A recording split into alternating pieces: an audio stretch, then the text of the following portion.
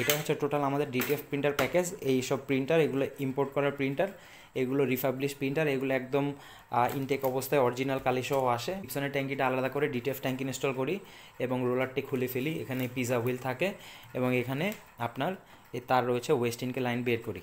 এই টোটালি আমাদের Epson L1800 DTF package. এবং আমাদের প্রিন্টারগুলো ফিলিপাইন থেকে ইম্পোর্ট করা, অলমোস্ট নিউ প্রিন্টার, কারণ বাংলাদেশে এই প্রিন্টারগুলো এখন অ্যাভেলেবেল না। আগে মার্কেট থেকে নতুন প্রিন্টার কিনে আমরা মডিফিকেশন করতাম, এখন নতুন প্রিন্টার পাওয়া যায় না বলে এই প্রিন্টারগুলো আমরা ইম্পোর্ট করে, রিফাবলিশ বডি ইম্পোর্ট করে আমরা এটার মধ্যে নতুন ট্যাঙ্কি এবং এখানে নতুন হেড ইনস্টল করা, একদম ব্র্যান্ড নিউ হেড ইনস্টল করা এবং হেড ইনস্টল করে আমরা নতুন ট্যাঙ্কি লাগিয়ে ডিটিএফ ইঙ্ক দিয়ে ডিটিএফ প্রিন্টার মডিফিকেশন করে কাস্টমারকে হ্যান্ডেল করি এবং 1 বছরের সার্ভিস ওয়ারেন্টি প্রোভাইড করি। হ্যালো, আসসালামু আলাইকুম গাইজ, সবাইকে স্বাগত জানাচ্ছি আমাদের আজকের ভিডিওতে। Epson L1800 DTF printer. So আপনারা স্ক্রিনে দেখতে পাচ্ছেন ইপসন L1800 ডিটিএফ প্রিন্টার। সাধারণত বাংলাদেশে যারা আমরা মডিফাইড ডিটিএফ প্রিন্টার ইউজ করি, ভিডিওটি তাদের জন্য। বিশেষ করে আমরা ব্র্যান্ডিং বাংলাদেশ আইটি বিগত 4 বছর যাবৎ ইপসন L1800 ডিটিএফ প্রিন্টারটি মডিফিকেশন করে 1 বছরের ওয়ারেন্টি সহ কাস্টমারকে সরবরাহ করে থাকি। সো গাইজ, আজকে আমরা আমাদের ইপসন L1800 ভিডিওটির যে প্রিন্টারটি রয়েছে, এই প্রিন্টারটির টোটাল প্যাকেজ সম্পর্কে আপনাদের সাথে আলোচনা করব। সো প্রথমেই গাইজ, আপনারা দেখতে পাচ্ছেন যে এখানে একটি প্রিন্টার রয়েছে। সো গাইজ, আপনারা যদি দেখেন যে প্রথমে রয়েছে প্রিন্টারটি, এই প্রিন্টারটি ডিটিএফ মডিফিকেশন করা, আমরা ব্র্যান্ডিং বাংলাদেশ আইটি প্রিন্টারটি মডিফিকেশন করেছি। প্রিন্টারটি আমরা যদি প্রথমেই অন করে দেখি, প্রিন্টারটি একদম অলমোস্ট নিউ একটি প্রিন্টার। এই প্রিন্টারটি আমরা ফিলিপাইন থেকে ইম্পোর্ট করি, ভেন্ডর রয়েছে তাদের মাধ্যমে আমরা বাংলাদেশে ইম্পোর্ট করি। অ্যাকচুয়ালি ইপসন L1800 প্রিন্টারটি মার্কেটে অ্যাভেলেবেল না, কারণ 2022-এর শেষের দিকে ইপসন কোম্পানি এটি মার্কেট থেকে তুলে নিয়েছে। বাট ডিটিএফ মডিফিকেশন করতে ইপসন L1800 প্রিন্টার আমাদের দরকার হয়, কিন্তু এটি অ্যাভেলেবেল না বিধায় আমাদের এরকম রিফাবলিশ বডি ইম্পোর্ট করতে হয়। এই সব বডি ইম্পোর্ট করে দেন আমরা এখানে মডিফিকেশন করি। তো মডিফিকেশনের প্রথম পর্যায়ে আমরা পুরো প্রিন্টারটি খুলে ফেলে এখানে যে রোলারটি আছে এটি অপসারণ করি, কারণ এই রোলার মধ্যে যে হুইলগুলো আছে এগুলো ডিটিএফ প্রিন্ট করতে বাধা দেয়। কিন্তু আমরা রোলারটি ভেঙে ফেলি না, আমরা পুরো হুইলগুলো রোলার সহ পুরো প্রিন্টারটি খুলে এখানে পুরো রোলারটি আমরা বের করি এবং এমনভাবে বের করি এবং বের করার পরে এমনভাবে রাখি যাতে পরবর্তী যে কোনো সময় আপনি রোলারটি এখানে স্থাপন করে আবার পুনরায় আপনার নর্মাল প্রিন্টার হিসাবে ব্যবহার করতে পারেন। আচ্ছা, এরপরে আমরা যে মডিফিকেশন করেছি, এখানে আপনারা দেখতে পাচ্ছেন যে ট্যাঙ্কি রয়েছে।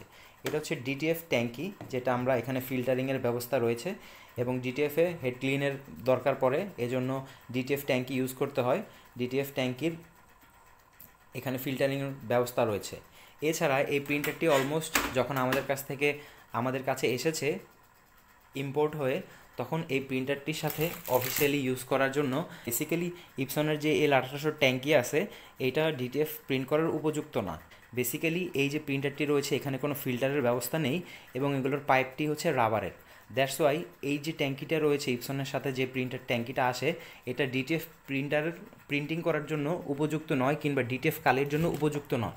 সেই কারণে আমরা এখানে ডিটিএফের কোনো ট্যাঙ্কি না ভরে পুরো ট্যাঙ্কিটা খুলে ফেলেছি এবং এটি হচ্ছে মডিফিকেশনের আরেকটি অংশ। ডিটিএফের ট্যাঙ্কি খুলে ফেলে এখানে ডিটিএফের ট্যাঙ্কি ইনস্টল করা এবং এখানে আমরা যে ট্যাঙ্কি ইনস্টল করেছি এটা ট্রান্সপারেন্ট, এটা আপনি বাইরে থেকে দেখতে পারবেন এবং এটার ভিতরে ফিল্টারিংয়ের ব্যবস্থা রয়েছে এবং এখানে একটি পাইপ রয়েছে যেটি হচ্ছে ট্রান্সপারেন্ট, এটার ভিতরে আপনি দেখতে পারবেন যে কালি কোথায় আছে।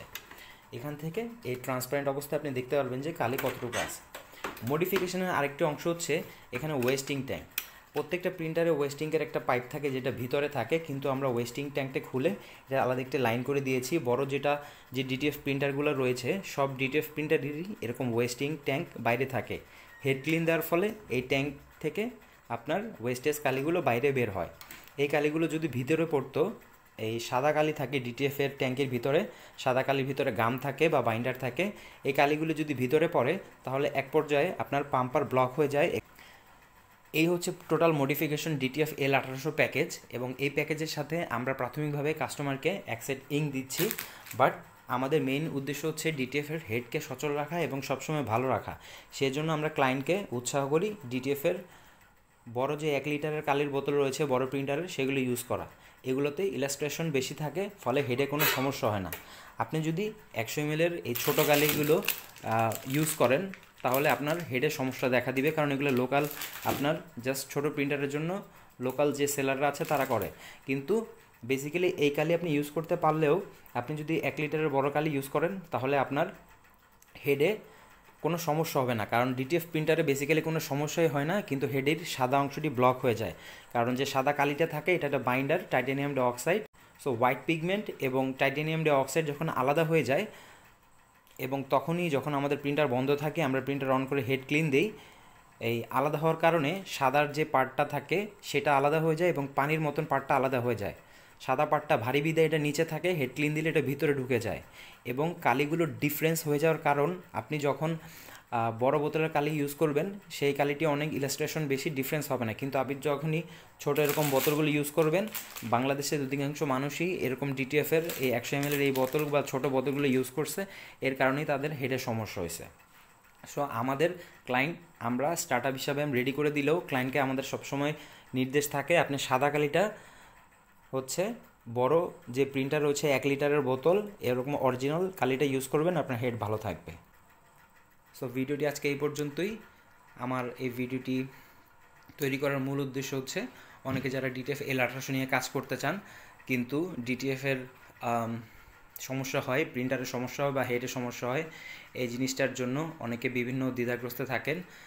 তো বেসিক জিনিসটা হচ্ছে আপনি যদি ঠিকমতো মডিফিকেশন করেন এবং প্রপার মেনটেনেন্স করে আপনি চালান তাহলে প্রিন্টার ঠিক থাকবে। আমাদের এখানে একটা মেনটেনেন্স কিটও দেওয়া আছে এবং এখানে সমস্ত আইটেম দেওয়া আছে। তো গাইজ আজকে ভিডিওটি এই পর্যন্তই। ভিডিওটি একটু লং হয়ে গেছে গাইজ, তবু আপনারা ধৈর্য ধরে দেখবেন তাহলে আপনারা ব্যাপারটি বুঝতে পারবেন।